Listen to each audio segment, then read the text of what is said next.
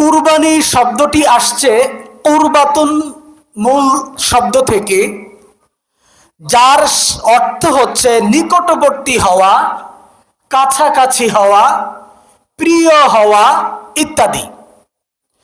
অর্থাৎ যেই কাজের মাধ্যমে, যেই পদ্ধতিতে, যেই আমলের মাধ্যমে আল্লাহ রাব্বুল আলামিন এর নৈকট্য হাসিল করা যায়, আল্লাহর প্রিয় হওয়া যায়, আল্লাহর কাছাকাছি হওয়া যায়, ওই কাজকেই বলা হয় কুরবানি। এটা হতে পারে পশু জবাইয়ের মাধ্যমে, হতে পারে আল্লাহর রাস্তায় সময় দেওয়ার মাধ্যমে, হতে পারে আল্লাহর রাস্তায় দান সাদাকা করার মাধ্যমে, হতে পারে আল্লাহর রাস্তায় ইবাদত করার মাধ্যমে।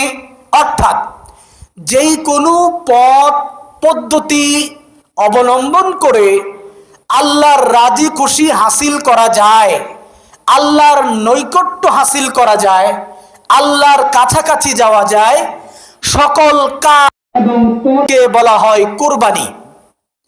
যেহেতু ঈদুল আজহার দিনে আমরা পশু জবাই করার মাধ্যমে আল্লাহর নৈকট্য হাসিল করে থাকি, এই জন্য এই কুরবানিটাকে বলা হয় কুরবানি, এই পশু জবাইটাকে বলা হয় কুরবানি।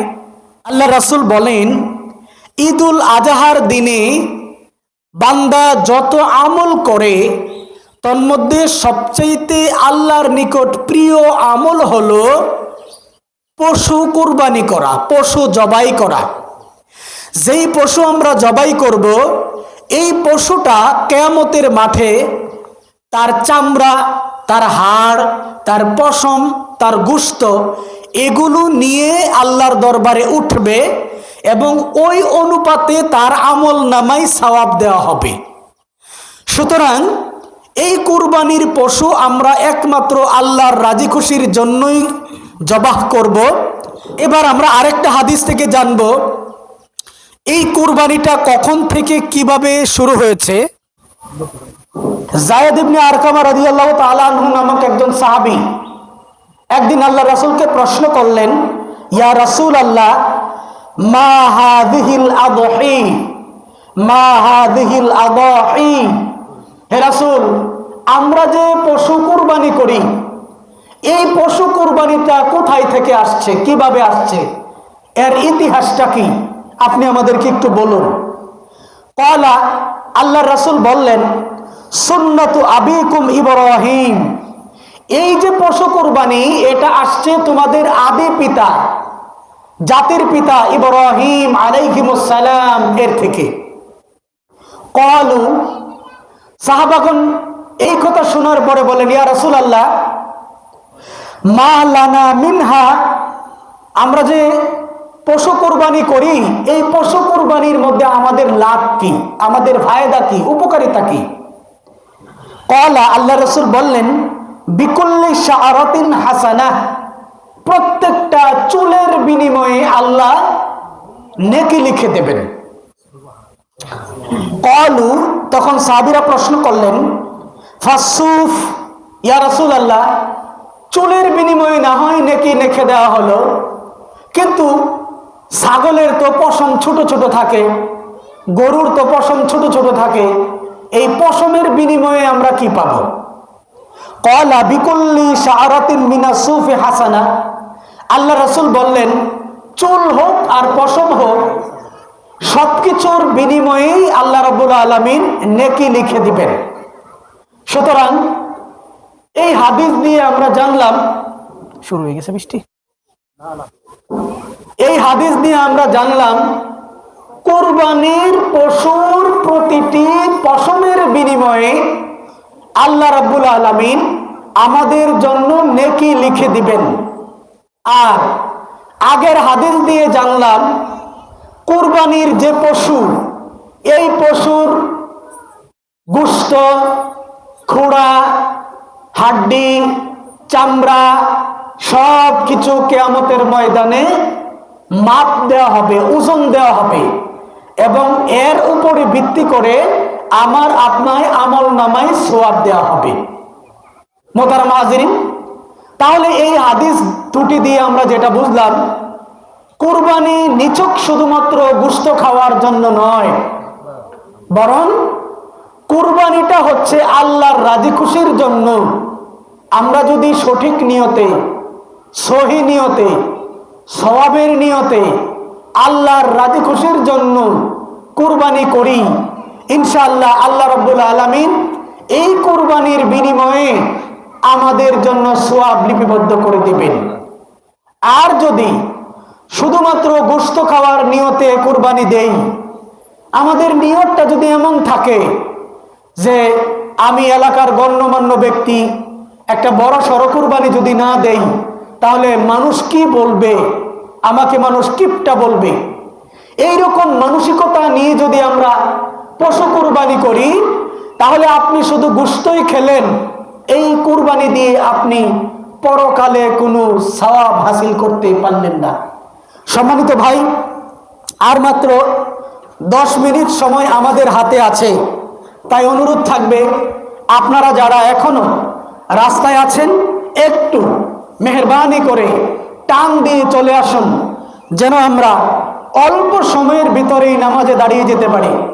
আমি আবারও বিনীতভাবে দুঃখ প্রকাশ করছি, আমরা নির্ধারিত সময়ের 1 মিনিট পিছনে যাব না। আবারও দুঃখ প্রকাশ করছি, নির্ধারিত সময়ের 1 মিনিট পিছনে যাব না।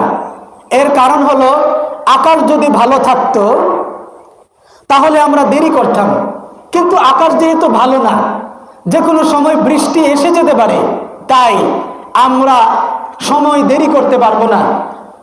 সম্মানিত এলাকাবাসী, বিনীতভাবে আরজ, বিনীত অনুরোধ আল্লাহর হস্তে আর দেরি না করি। আমি অনেক ভাইকে দেখতে পাচ্ছি রাস্তায় আসতেছেন, যদিও রাস্তা ভালো না, প্যাক কাদা, এই প্যাক কাদার ভেতরে খুব দ্রুত আসা যায় না, তারপরেও অনুরোধ থাকবে একটু পাটাকে চালিয়ে একটু নিচের দিকে তাকিয়ে কষ্ট করে চলে আসুন ইনশাআল্লাহ। প্রিয় ভাইরা, আমরা বলছিলাম ঈদুল আদাহা তথা কুরবানির ঈদের ইতিহাস।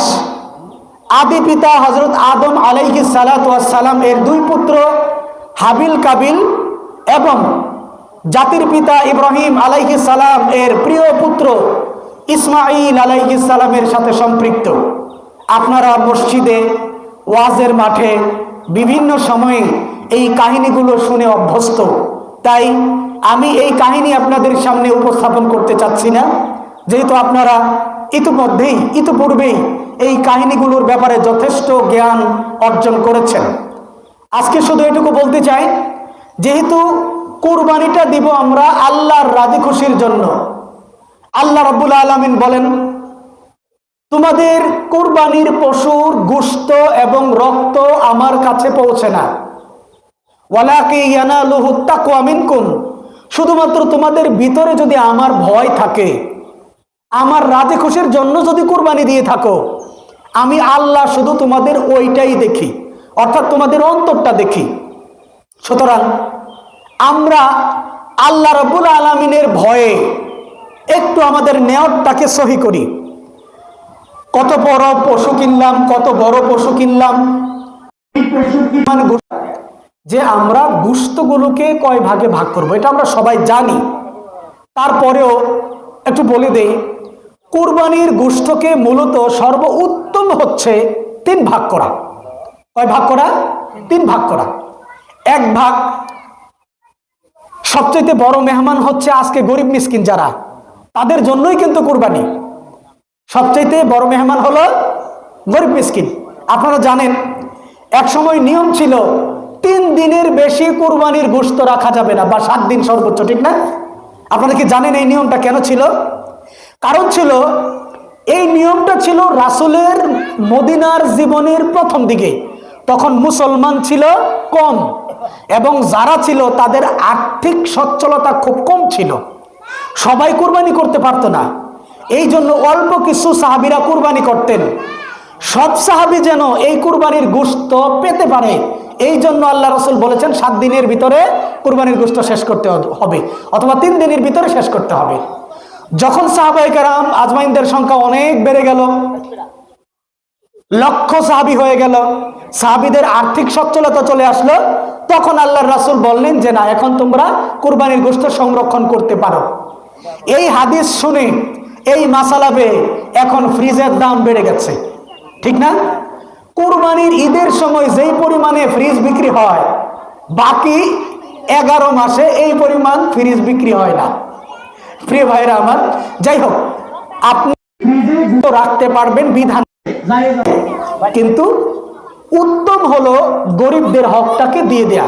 তাই আমরা গরিবদেরকে দিয়ে দিব, আরেক ভাগ আত্মীয় স্বজন যদি আপনার থাকে, আপনার হয় কি বলে এটা, আপনার সাধ্যে কুলায় আপনি আত্মীয়দেরকে দিবেন, আর তৃতীয় ভাগ আপনি নিজের জন্য রাখবেন।